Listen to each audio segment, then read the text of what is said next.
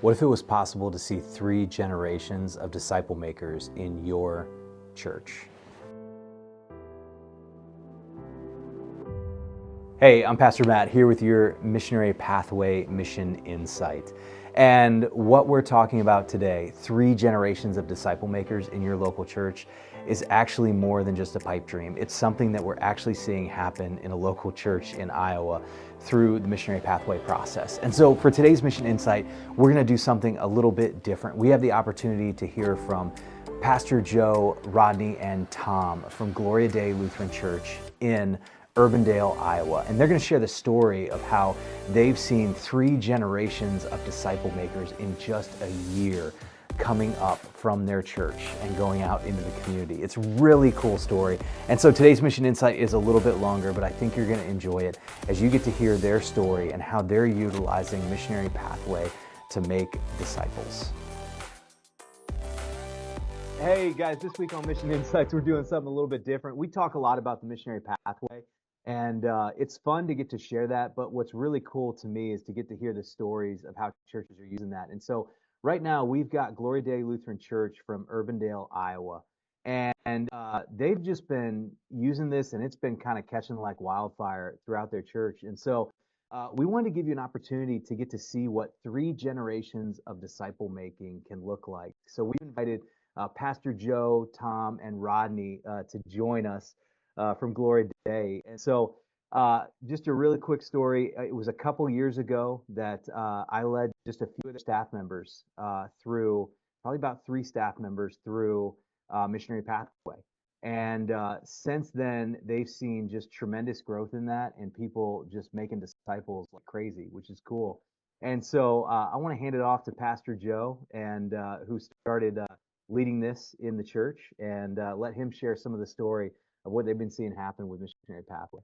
Yeah, thanks, Matt. A couple of things happened. Well, first of all, I wasn't in on it initially because I retired, and so you were leading it with staff people that were still there. But the lead pastor that took over for me said, "Hey, Joe, I really want you leading this thing," and so I stepped into a leadership role with it, and it's just been amazing. The best part for me, let me give a personal part, and then I'll give a professional part. So the personal part is I have always had a history of having very large Bible studies, and 150, 200 people, and then our worship on the weekends is 1,000. And so the opportunity to just sit with 6 guys, or guys and gals, and talk to them in the cohorts has been wonderful for me personally, as a disciple of Jesus, just encouraging me, and them encouraging me, and knowing that they're praying for me, even though I've always known my members do, but knowing that they're praying for me and surrounding me, that's just been one of the really neat offshoots of that. And so I really appreciate it. So that's the personal side. Professional side has been cool too, because I've always made it a practice to, as best I can, know my members and know them well. And that's tough. I mean, Gloria Dei is an 1,100 family church, not members, families.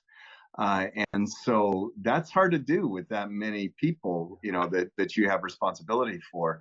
But I mentioned that because as we started talking about cohorts, I just sat down and started making a list of people that I knew would be super solid in this kind of a thing. And I came up with, in like, I don't know, maybe a couple hours, like 60 or 70 names split in between men and women. And that was encouraging in and of itself, that you have that many people that, you go, oh man, they'd make a great discipler kind of thing. And so that's really how it got started with me. And I started passing those names off then to the staff that had been trained, grabbed a hold of 6 guys myself, and crazy that all of them said yes. And so, yeah, I was kind of blown away by that.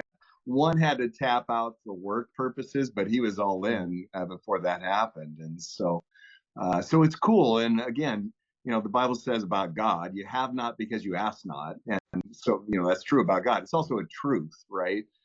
Just asking people and saying, would you want to be involved in this?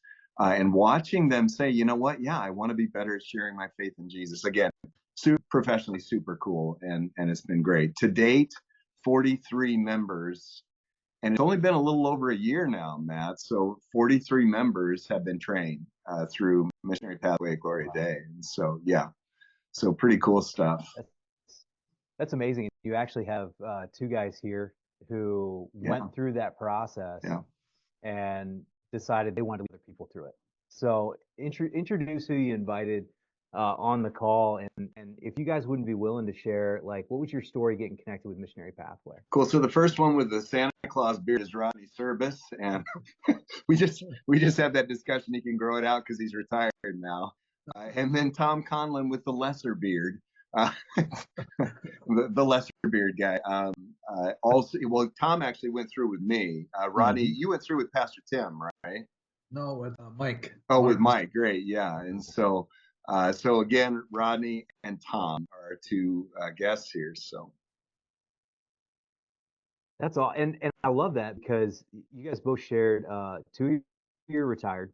And I know sometimes in retirement, it's like, what am I going to do? And so getting to dig into that. But Tom, you're actually working full-time job. You run your own business. Yep. I am a construction general, remodeling construction. So it works well for timing for videos and trying to I get an opportunity to see a lot of people and the construction fields on the rugged side sometimes. So it's good to use the training that I've picked up along the way on, employees and things like that. I don't have many, but it's cool to get to practice on them. And, Rodney and I were talking about the red light, yellow light, green light. And, some people are just the red light, and some people are, I've learned from just speaking with people I work with. One guy was a red light guy. He didn't want anything to do with it, and that was okay. But it's a good way. I've learned a lot, and I think it's a cool practice, and want to keep sharing. That's really cool. So Rodney, Tom, what made you guys want to take this opportunity to like walk through Missionary Pathway when you first walked through it? Well, one of the things that it says in the Bible, we are to make disciples, of others, and I guess throughout the last half century, has always been involved in different things, and one of the most satisfying things for me was the one-on-one with people talking about Jesus, and once a relationship is built, and over time to see someone gets transformed, how God transforms them through all the difficulties that happened, is just a blessing and an honor for me to be a witness to that. So taking the tools from Missionary Pathway, there's so many good things that I hear my cohorts talk about, and I think that's where it goes around between God, me, and my cohorts. How, like the red or green, yellow, red light, for example, or that one of the guys like that, bless, prayer, listen, engage, and serve. And you can remember that because it's an acronym, something that really stuck with him. Another guy talked about, he travels a lot, so he talked about prayers and stuff. And there's I don't know, there's so many tools with this that I think all my cohorts have more, I don't want to use the right word, more courage, or they have something to work with. They're not there alone. Not that they ever knew they were alone. They knew God was with them, but how to use some of these things like listening is such a big thing. I think that's, to me, is one of the, see where they're at, and then go there with God. And so, yeah, this is gone through it myself. Now I've gone through it with another cohort team, and it's a beautiful thing. It's huge. That's huge. Well, and so Joe, kind of from your perspective, like you talked about, having Bible studies of 100, 200 that you lead. Do you ever see somebody who sits in a 100, 200 person Bible study and they turn around and then try to lead that as well? And how maybe is this different than other discipleship outreach kind of stuff that you've done in the past? Yeah, I think it's the gift. One is the cohort again. I keep going back to that the strength of Missionary Pathway is the cohort, but so uplifting one another, praying for one another, knowing each other. When you come to church, our cohort went out to lunch and it was cool. I think they'd probably, Tom, you can speak into this, but I think probably they'd do it every month. Yeah, Yeah. absolutely. I mean, it just, we were already friends, but we deepened our friendship in that. But all right, go back to your initial question. I think the simplicity of it without it being simpleton, it's definitely simple to understand without it being too basic. But things like, and I'll say what both these guys have said, the listening part of it is a lost art. People want to talk about themselves.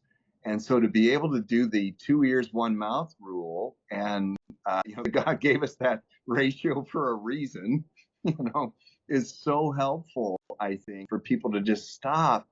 And I'll be honest, again, professional church worker for 46 years now, and yet I still needed to hear that. And I catch myself. I got a grandkid out of the womb and I got another one on the way. I want to talk about it, But instead, I let them talk first. And then, of course, I'm going to share. And pictures too. Can I show you my iPhone? So, trust me, I got about 2,000 of the current out of the womb grandchild, But that reminder to listen. I'll go back to it again. It's simple, but not being a simpleton. Not being like, not useful because it's too simple. It's still useful, and yet we're not asking them to memorize Genesis to the Revelation. Yeah. So to your point, I think anybody can do it, or particularly, and maybe Matt, you were getting at this, particularly with the way that you do the Bible study thing. What does it say about God? What does it say about me? And what am I going to do differently? It's so helpful to people. So. Yeah, that's huge. And so, kind of along that line, Rodney, Tom, obviously you were walking through this because you wanted to learn how to share your faith, make a disciple. At what point when you were walking through it where you're like, I think I could walk somebody through this? Or what made you want to make that step from just walking through it to actually taking a group of people through it? For me, I would say Pastor Joe, in a nice way, kind of guided me, grabbed my ear a little bit, and said, "I think you need to do this, or it would be, you should look at trying to do this." And I never, to be honest, when I was first going through it, I should have taken better notes, because now I look back on mine and I use it all the time to help the cohort that I'm involved in. And it's been great. It's been a great opportunity and it's been a blessing. And, I wouldn't be here, if God did not come into my life, touch my heart, whisper something. He gave me a direction, and Joe and I kind of met up, and it's been awesome ever since. So it has been awesome, Tom. It's been really cool, really cool. In fact, one of the gifts that was given to me is I was a DCE first and then a pastor. And so for the director of Christian education peeps, collaboration is required. You have to collaborate, and empower people, whereas pastors are often just doing their thing, and so I really love that part of Missionary Pathway is, frankly, I do what my daddy did, and that is pick people up by the britches and throw them in the deep end of the pool and say, you better swim to the side, boy. And it's okay. You know what?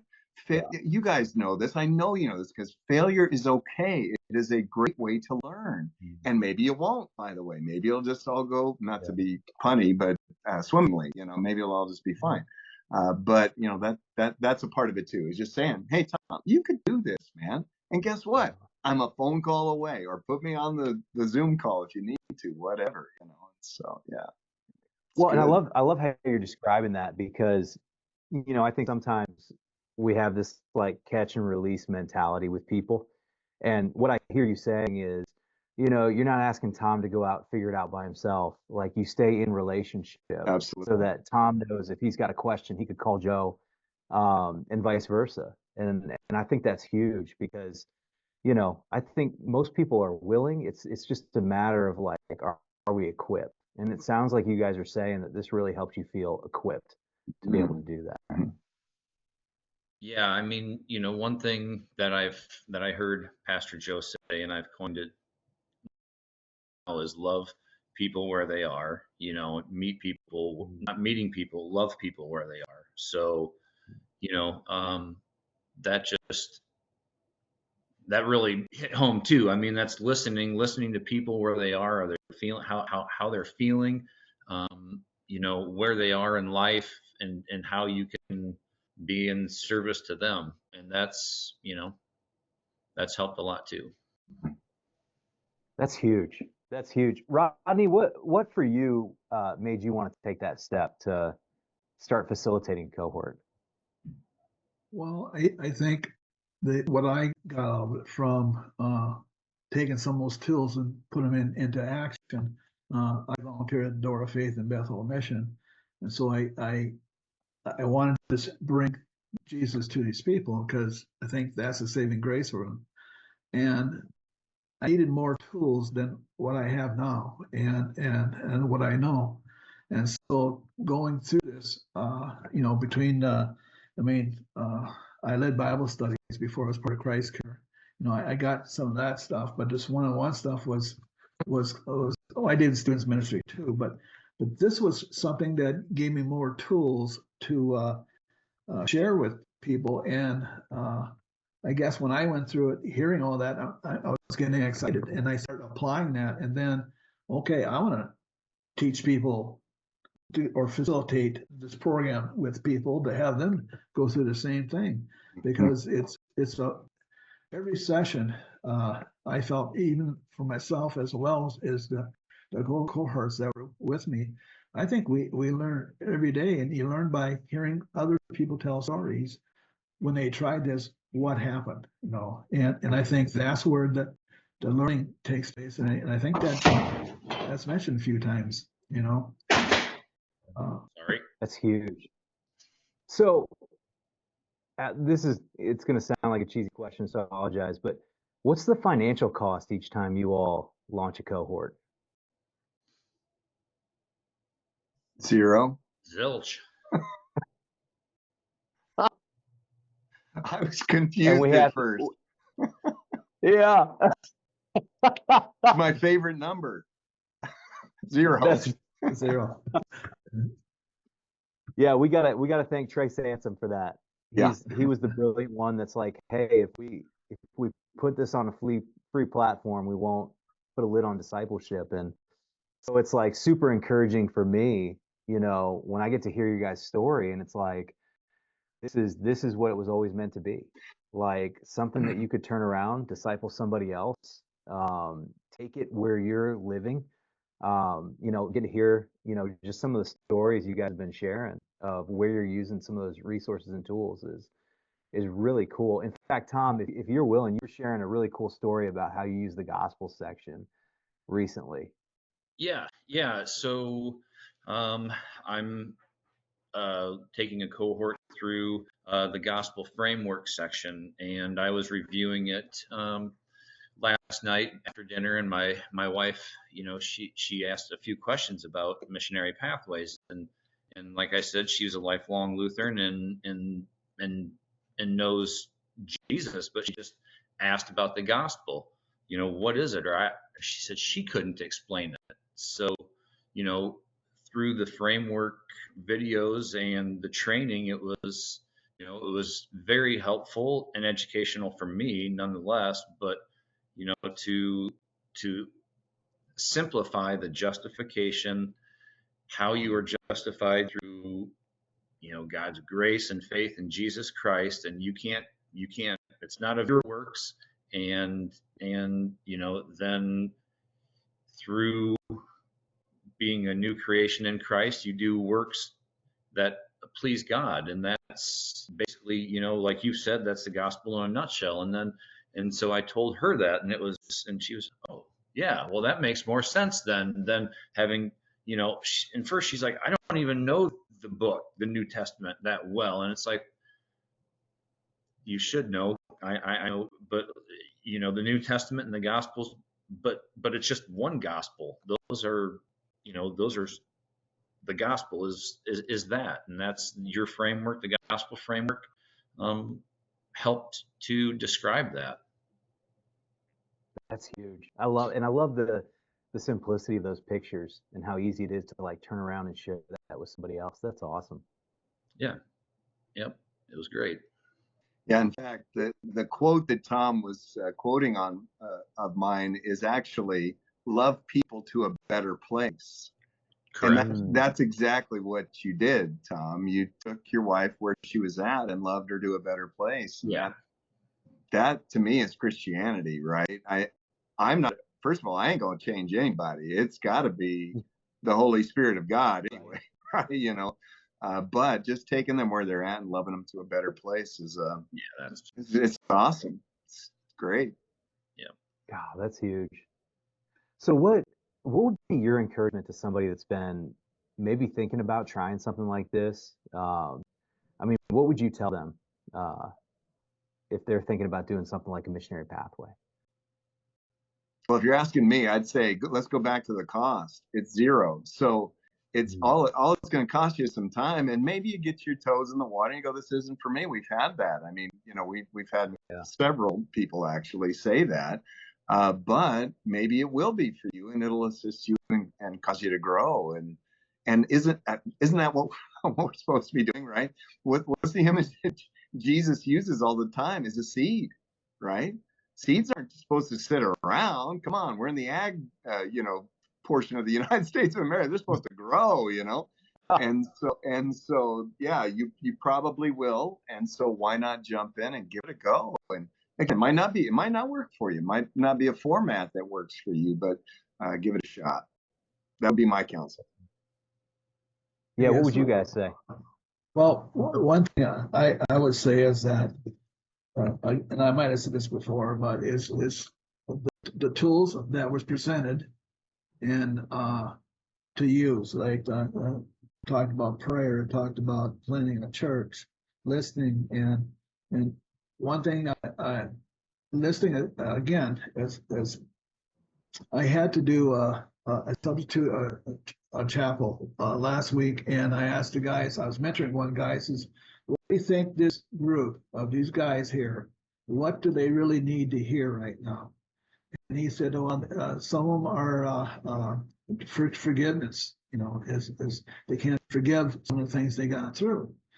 Well, and then he said encouragement. If there's something you can do, encouragement. So I found a couple of videos, and 5-8 minute videos, and they watched each of them. After each one, I talked about it, and I do a Pastor Joe method, but I come down into there and I go around and I mix it with them all. And, nice. And I get in their face sometimes if they're starting to talk when I'm talking. But it really, and then afterward, I passed out a prayer that came from Gloria Dei that they did during church 2 Sundays ago. And I read it out loud to them, and at the end of our little half hour we had, and then I passed out sheets to them, and they were flocking, running up to get a sheet. I mean, I'd never seen it before. And so it was, listening was a part of. Now, when I heard that, what's the cost of this? It costs nothing, but I got a lot of reward for that by seeing God working through them and changing them and bringing them toward get that prayer, and because they want that connection with God. And so with a prayer I did before I got there, and then of course the homework from other people's educators like Joe and Matt, getting what they learn and taking that and bringing it to other people. And the reward is seeing some of these guys that I mentor out there, how God is transforming their lives by simply just listening and caring about them. And one of the things that I like to do with usually I have them for 6 months, 7 months, and make them make disciples. So I'm using some of the tools from the missionary program. Now I can say, hey, what about this? I'm handing out some prayer books to these guys because some of them never prayed before. And starting out with different books. So, and then going through the Gospels, talking about church, doing exactly what Missionary Pathway is teaching. I mean, this is a big deal. This is a tool that everyone should have in their belt because it brings people to Jesus. And there's sometimes you got to realize the yellow light's coming or the red light. And I've all been there with those people too. But to me, that was encouraging to say, you don't have to have success every time. You just got to go out and present it. God will water the seed. He'll make it grow. All you do is to bring it, to him. And so, oops, I better listen more now again. No, that's huge. Thanks for sharing. Great sermon, actually. Yeah. I love it. Yeah, Tom, what would you say? Somebody that's thinking about it, maybe on the fence. Well, what the question is to join Missionary Pathway? Is that what? Yeah, just give it a shot. I would say that you have nothing to lose and everything to gain. It doesn't take a whole lot of time. You can get some good friends, some good talk in Jesus, and Missionary Pathways helps break down the barrier. I think for me, in making it, it's hard to talk about God. It's hard to talk about Jesus in this, especially this day and age, and I think Missionary Pathways it gives you tools to navigate through those conversations. Whether somebody is a Christian and they're just not at where they should be, or if it's somebody new that you picked up a conversation from somebody else you heard, and now they're on your mind, like, oh, I wonder what I could do with them, or those things are never on my mind, or I never started the day like, well, I wonder if I can have this conversation today with the guy I'm having part-time helping me, or praying more for people, or having a Christ-centered purpose, or a Christ-centered hobby, if you will. Not a hobby, but making Christ. I don't know. It's good. It's been fun. That's huge. Yeah. Well, guys, thanks for taking the time today just to share from your experience, from what you're learning about, making disciples, because I think we've all heard that command of Jesus, go and make disciples. And then we're like, okay, where do I begin? And so, one, thanks for stepping out and just trying. And then for being willing to share that experience. Really appreciate it. I just pray God continues to bless you guys as you go out and make disciples and disciple makers. Thanks, Matt. I appreciate it. Appreciate it very much. Thank you, Matt, for all you.